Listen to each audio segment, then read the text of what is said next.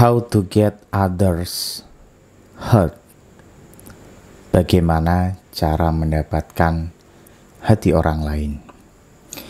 Ini buku yang saya sukai. Dari buku ini saya banyak belajar memahami tentang sifat alami manusia dan emosi manusia. Maka jika kita sudah memahaminya, kita bisa mendapatkan hati orang lain. Salah satu sifat alamiah adalah bermuka dua. Itu sifat alami yang dipunyai oleh manusia. Seorang ayah berkata kepada anaknya, "Nak, ayah berharap kamu menjadi orang yang ibarat jeruk." Kalau dikira-kira, ayah itu meminta anaknya menjadi orang yang seperti apa? Apakah itu berarti si anak diminta untuk menjadi orang yang seharum jeruk, yang segar aromanya, atau menjadi orang yang luar dan dalamnya sama?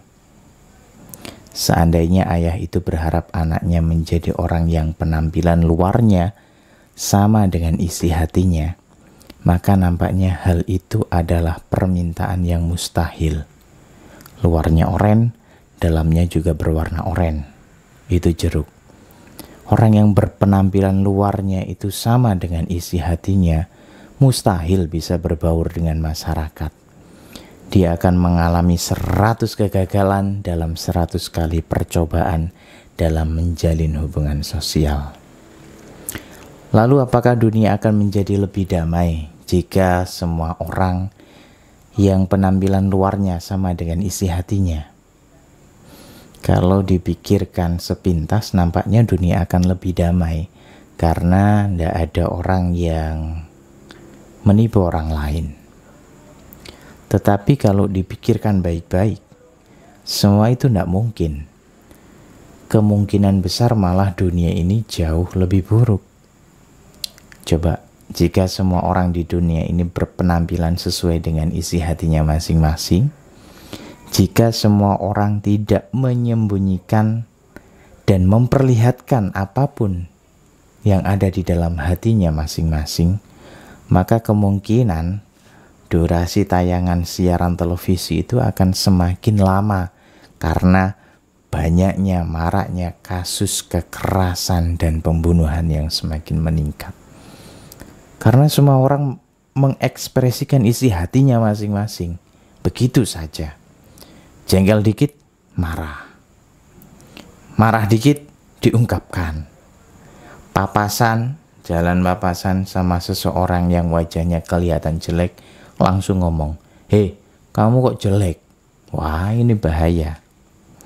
Dunia tentu akan menjadi sebuah gunung berapi yang sedang bergejolak. Dunia tak lain menjadi medan perang. Karena hal itu, maka sangat diperlukan topeng atau pesona demi kedamaian dunia. Nampaknya manusia ditakdirkan untuk memakai topeng demi keseimbangan kehidupan sosial. Topeng manusia itu memang bisa disebut sebagai kepura-puraan dan penyamaran. Tetapi ada alasan yang jelas untuk tidak menyebutnya seperti itu. Ada orang yang mengatakan bahwa sifat bermuka dua itu akan menghancurkan dunia. Ada juga orang-orang yang dengan suara lantang meneriakkan seruan untuk menjadi orang yang jujur dan tidak menyembunyikan isi hatinya. Tetapi kalau coba dipikirkan, mayoritas kita itu mempunyai sisi kejam di dalam diri. Hanya saja kadarnya berbeda-beda. Maka betapa kejinya dunia kalau orang-orang tidak menyembunyikan sisi kejam itu. Di keluarga, di sekolah, di tempat bisnis, bahkan saat dalam percintaan di antara pasangan kekasih, maka semua itu akan menjadi serpihan debu jika semua orang mengemukakan, bahkan mengungkapkan apa yang seharusnya disembunyikan dalam hati dalam-dalam. Disitulah etika dan estetika harus dipadukan dengan logika. Kita harus pandai-pandai dalam meramu kebenaran, kebaikan, dan keindahan. Jujur itu baik, tetapi harus kita tepatkan pada kebaikan nilainya dan keindahan tampilannya. Kita tidak hanya mengatakan kejujuran apa adanya, tetapi harus kita lihat konteksnya. Itu salah satu sifat atau emosi manusia yang juga dibahas di dalam buku ini. Buku yang sangat menarik. Selain itu, di dalamnya ada gambar-gambar yang membuat mata menjadi segar. Jadi tidak hanya teks saja, tetapi juga ada gambar-gambar yang semacam ini. Gambar-gambarnya unik, lucu, juga menggambarkan tentang bab-bab yang dibahas di situ.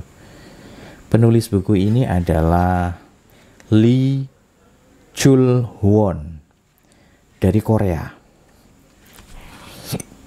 Tidak hanya melulu K-pop dan juga film-film romantisnya, tetapi juga ada kajian yang nyerempet-nyerempet dalam filsafat, psikologi.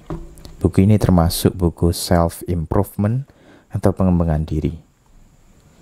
Saya rekomendasikan buku ini. Di Warkop Buku tinggal satu buku ini. Kalau berminat, silakan bisa komentar di bawah ini. Terima kasih. Assalamualaikum warahmatullahi wabarakatuh.